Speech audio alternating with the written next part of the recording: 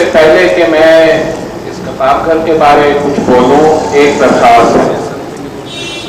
آج یا کل کی ڈان اخبار میں ایک انڈین صحافی جن کو ہم اچھی طرح جانتے ہیں، کلدیپ نیر کا ایک مضمون چھپا، اور وہ مضمون پڑھ کے مجھے بڑا دکھ ہوا، کیونکہ اس مضمون میں انہوں نے لکھا کہ 26 مارچ کو ہم انڈیا سے آئے کچھ ساتھی 40-50 بھگت سنگھ کی برسی منانے، اور لاہور میں ہمارے ساتھ اور کوئی نہیں آیا۔ ایک وجہ یہ بھی اس کی تھی کہ ورلڈ سوشل فورم کراچی میں ہو رہا تھا، نہیں تو مجھے پورا یقین ہے لیبر پارٹی والے اور ساتھی جا کے ان کے ساتھ برسی مناتے بھگت سنگھ کی شادمان میں۔ تو اس دن تو ہم برسی نہیں منا سکے، لیکن اس لیے آج کا چھوٹا سا فنکشن ہے، لیکن میں کہتا ہوں کہ آپ سب کھڑے ہوں اور 30 سیکنڈ کے لیے ہم خاموش رہیں بھگت سنگھ کی یاد۔ کہتا ہوں کہ پارٹیشن کے بعد ہماری ثقافت کو بھی کافی چوٹ پہنچی، کیونکہ بھگت سنگھ سکھ تھے۔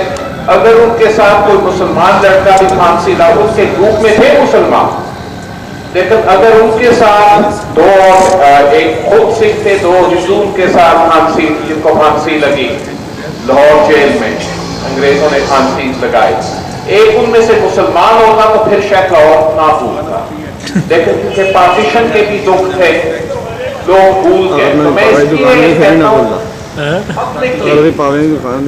دوستوں کو، لاہور کے ترقی پسند بھائیوں اور بہنوں کو، کہ اگلے سال زور شور سے بھگت سنگھ کی برسی منائیں، زور شور سے۔ انڈیا میں ان کی فلمیں بنی ہیں، ہمارے شاعر ہیں پنجابی کے، اردو کے، جو لکھے نظمیں ان پہ، کیونکہ انہوں نے ایک بڑی عظیم بات کی۔ اب تو سب کو کہہ دیتے ہیں نا دہشت پسند ہے، کسی قسم کی لبریشن موومنٹ میں کوئی حصہ لیتا ہے دہشت پسند ہے، 9/11 کے بعد سب دہشت پسند ہے، فلسطینی دہشت پسند ہے، عراقی دہشت پسند ہے۔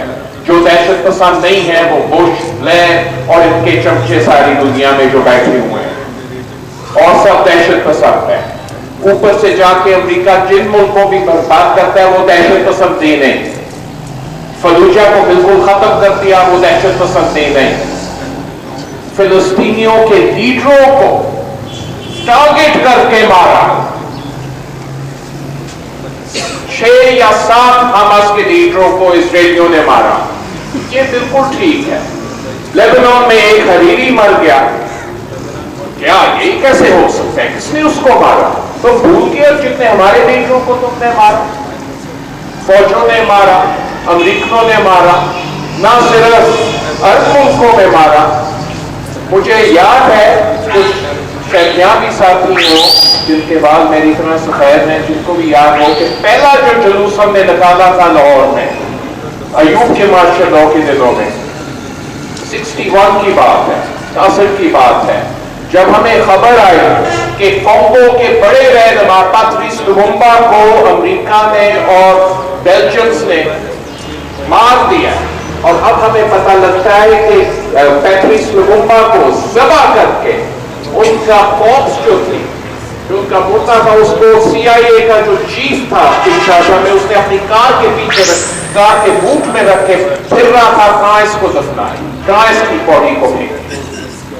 تو ہم نے گورنمنٹ کالج لاہور میں ایک جلسہ بلایا، ہم نے کہا کانگو میں سخت ظلم ہوا ہے اور ہم چپ نہیں بیٹھ سکتے، نکل چلو مارشل لاء لگے۔ تو پہلا جلوس مارشل لاء کے خلاف ہو گیا، اور گورنمنٹ کالج کے لڑکے تھے، ساتھ اور بھی جمع ہو گیا، اور ہم نے ایک کانگو کے لیڈر پیٹریس لوممبا کے لیے سڑکوں پہ باہر نکل آئے، اور جب واپس گورنمنٹ کالج جا رہے تھے تو پہلی دفعہ جمہوریت کے حق میں نعرے لگے، لنک ہو گیا، وہاں بھی جمہوریت ہمیں کانگو میں چاہیے، پاکستان میں بھی جمہوریت چاہیے۔ تو پھر بہت سی چیزیں اس ملک میں آپ کو پتہ ہے میرے سے بھی بہتر جو ہو چکی ہیں۔ ایک تو فوج کا راج، دوست نے کہا ڈاکٹر مبشر بڑے عظیم ساتھی، پیارے ساتھی نے ابھی کہا کہ انہوں نے سوچا کہ مجید کو ختم کر کے پھر یہاں بھی معاملہ ختم کریں گے۔ اس وقت وہ نہیں ہو سکا، لیکن 6 سال بعد ہو گیا، 6 سال بعد وہی ہو گیا۔ اس لیے ہمارے سیاستدانوں نے اتنی غلطیاں کی کہ شرم آتی ہے اپنی غلطیاں کہ سوچتے ہیں کہ اپنے دشمنوں کو دور کرنے ہٹانے کے لیے فوج کے ساتھ مل جاؤ. کتنی دفعہ یہ غلطی، پہلے مجیب کے خلاف، پھر ولی خان نے مل کے، ولی خان جو مرحوم نے مل کے جنرل ضیاء کو کہا بھٹو کو ختم کرو، اس کو ختم کروایا. پولیٹیشین صاحب ملے ہوئے تھے. اب پھر وہی حال شروع ہے. خود جو کوئی کر نہیں سکتا کہتا ہے یا فوج آ کے کرے یا باہر امریکہ تم آ کے ٹھیک کر جاؤ. ہم تو اپنے ملک کو ٹھیک نہیں کر سکتے، ہم اپنے علاقے کو ٹھیک نہیں کر سکتے. تو اس لیے جب 9/11 ہوا اور امریکہ نے فیصلہ کیا کہ افغانستان پہ حملہ کرنا ضروری ہے، تو اس وقت کافی ہماری یورپ میں بھی بحث چلی اور امریکہ میں بھی بحث چلی. اور میں کینیڈا میں تھا، پھر اسی 9/11 کے ہفتے بعد میں کینیڈا میں تھا. وہاں کی ٹیلی ویژن پہ گھنٹے کا ڈبیٹ ہوا امریکی بش کا بڑا حامی، بڑا جرنل چارلس براؤن احمد کے ساتھ. تو میں نے اس سے صاف پوچھا، میں نے کہا افغانستان پہ حملہ کرنے کا مقصد کیا ہے؟ کہتا ہے بدلہ. میں نے کہا تو میرے اسی بات پہ آ گئے، خون کا بدلہ خون، تو یہ تو بات تمہارے ہاتھوں سے باہر نکل جائے اور گند پھیلے گا اس علاقے میں. کہتے ہیں ہم تو کریں گے. اب ہمیں پتا چلتا ہے کہ اسی وقت وائٹ ہاؤس کی جو نیشنل سیکیورٹی کاؤنسل ہے اس میں کافی بحث چلی. کچھ لوگ ایسے تھے جو کہتے تھے افغانستان پر نہ حملہ کرو، عراق پہ حملہ، ابھی عراق شروع سے عراق پہ حملہ کرو. لیکن وہ نہیں کر سکے کیونکہ سب دنیا کو پتا تھا کہ صدام حسین کے القاعدہ کے ساتھ کوئی تعلقات ہے کیا ہے اور یہاں چھپی ہے. اس کی وجہ تھی کتاب کی، کیونکہ اس وقت میں نے سوچا تھا 9/11 سے پہلے جس قسم کی کتابیں میں لکھ رہا تھا وہ زیادہ تر ناولز تھی، فکشن تھی. اور اس فکشن کا بھی ایک مقصد تھا، کیونکہ میں کافی فکر مند تھا کہ اسلامی دنیا میں اور مغربی دنیا میں اسلام کی ایک جو پرسپشن تھی وہ یہ تھی کہ یہ سب بالکل ہی پاگل ہیں، داڑھی والے ہیں، ان کی نہ کوئی تہذیب ہے نہ ثقافت ہے، یہ تو بالکل پاگل ہے. بالکل میں آپ کو ایگزیجریٹ نہیں کر رہی تھی.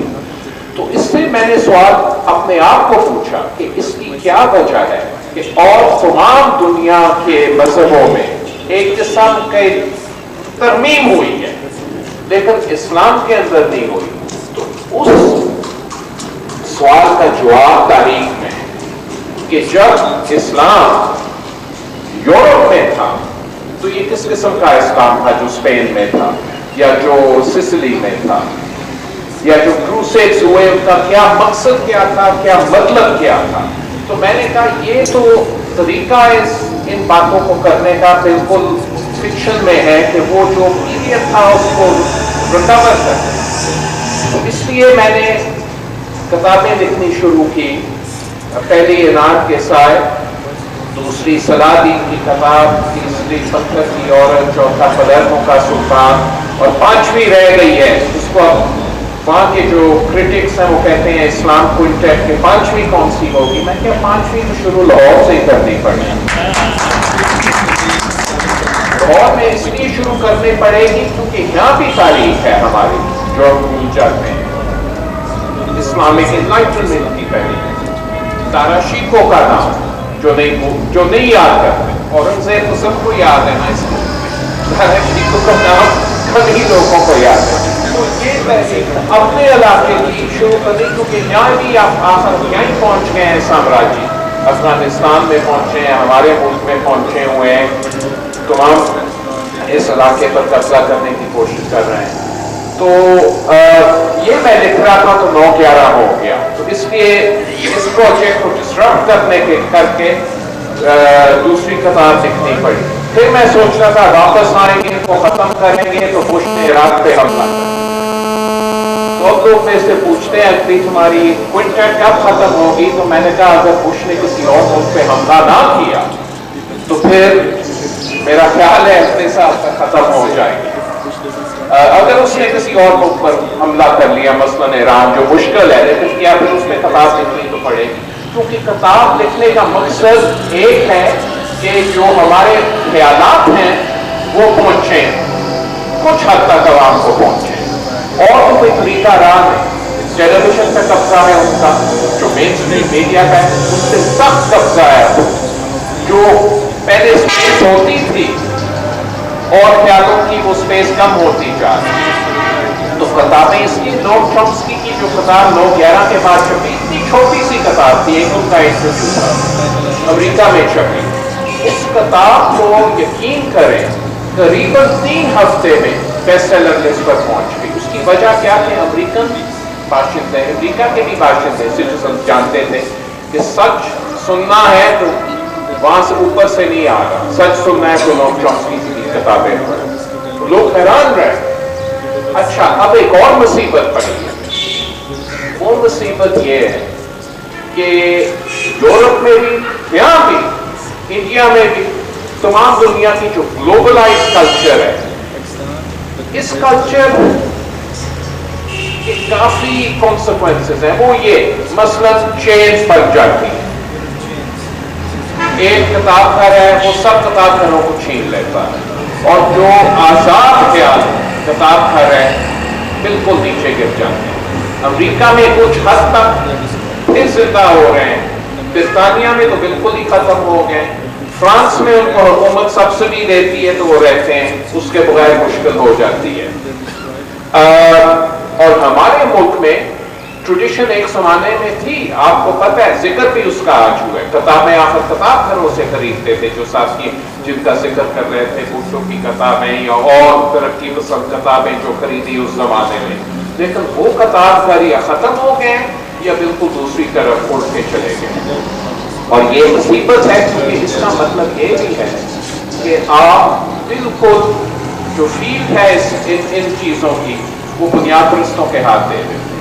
کہ لوگ سوچتے ہیں جو آزاد خیال, جو سامراج دشمن آج کل ہمارے علاقوں میں, ہمارے ملکوں میں ہیں, وہ بنیاد پرست ہیں, مذہبی پارٹی ہیں, اور تو کوئی کچھ کر ہی نہیں رہا. اور کچھ حد تک صحیح ہے. اس لیے مجھے بڑی خوشی ہوئی جب یہاں سے ساتھیوں نے مجھے ای میل بھیجے کہ لاہور میں بھی عراق کی جنگ کے خلاف جلوس نکلا, جس میں 4-5 ہزار ساتھی اکٹھے ہوئے. شکر کیا,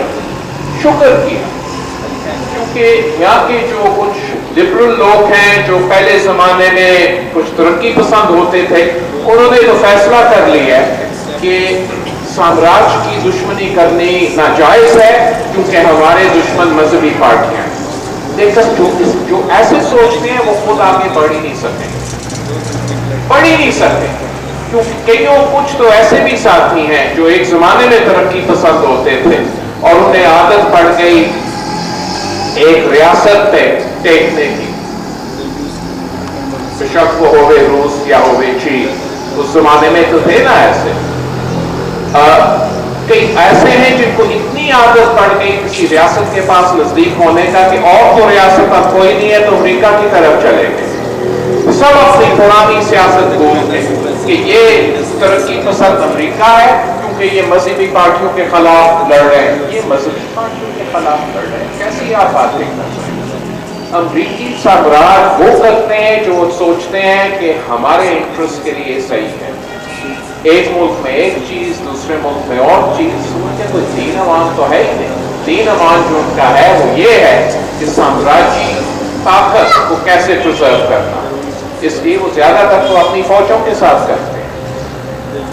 تو پاکستان میں دوبارہ ایک ترقی پسند ٹریڈیشن پیدا کرنا آسان چیز نہیں. اس لیے مجھے بڑی خوشی ہوئی. مجھے یقین نہیں تھا آپ سنتے ہیں جب میں نے فاروق طارق کو کہا زلزلے کے دنوں میں نے کہا اس وقت ہمارے خیال تو وہاں تھے, لیکن میں نے کہا یار کتاب گھر کی بڑی ضرورت ہے. ایک ترقی پسند کتاب گھر کی لاہور میں اور شہروں میں بھی بڑی سخت ضرورت ہے. اس کے بغیر گزارا مشکل ہے, اور اس کے بغیر پارٹی کو, تنظیموں کو آگے لے جانا بھی مشکل ہے.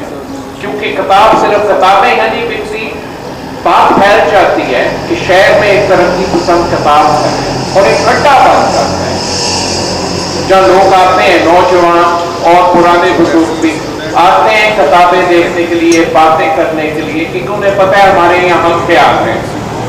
اس لیے مجھے بڑی خوشی ہے کہ یہ کتاب گھر کھل گیا ہے. میں آپ کو بہت بہت مبارک دیتا ہوں. بہت شکریہ کہ آپ نے مجھے بتایا اس کو انوگریٹ کرنے کا.